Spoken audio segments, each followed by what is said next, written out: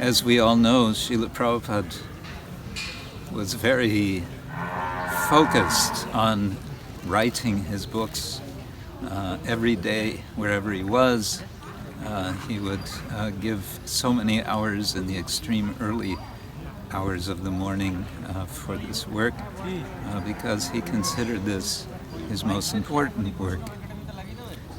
He wanted, first and foremost, the devotees to read his books, to study his books, to discuss his books.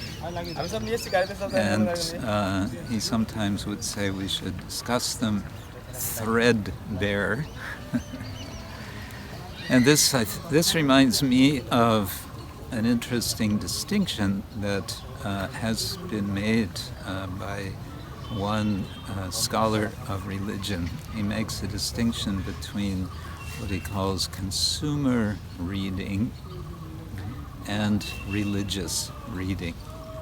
And what he's highlighting is the contrast between the two, where consumer reading is what most people do most of the time with whatever it is that they read. They are consuming in order to get something quickly from what they read, and then they are discarding whatever they've read. Our literature, the Vedic literature, all of the works that Srila Prabhupada has given us, are not meant for that kind of reading. Rather, they are meant for religious reading. And what is meant by this is you read, and then you read again, and then you read again, and you keep reading, and you come back, and you dig deeper, and you churn, and what you read becomes more and more and more enriching for yourself and enriching for others that you share your reading with. Finally, I would just like to mention what I find helpful in my reading is to be thinking as I read, how can I represent what I am reading to others? And of course, we represent in different ways, especially by our behavior, our achar, and also by our speaking, our prachar. And a part of both of these, we can say, is something else which Srila Prabhupada urged all devotees to do, and that is to write.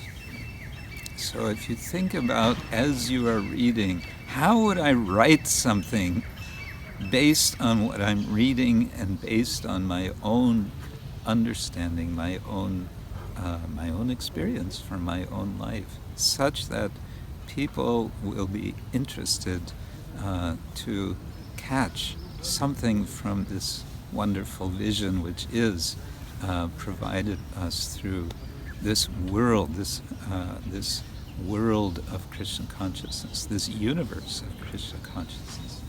So this is my little tip. As you're reading, don't be a passive reader, be an active reader.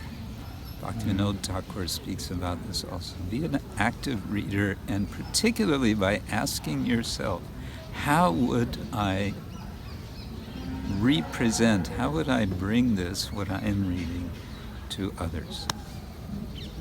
So that becomes religious reading, and that becomes really satisfying to the heart. This, of course, is an aspect of Shravanam, and then we want to combine Shravanam with Kirtanam, all of which then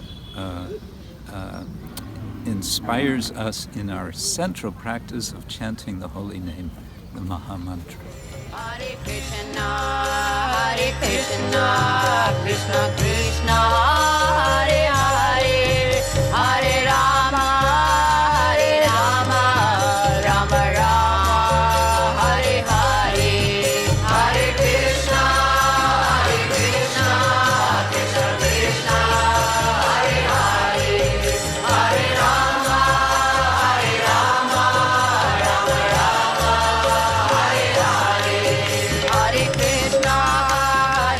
Krishna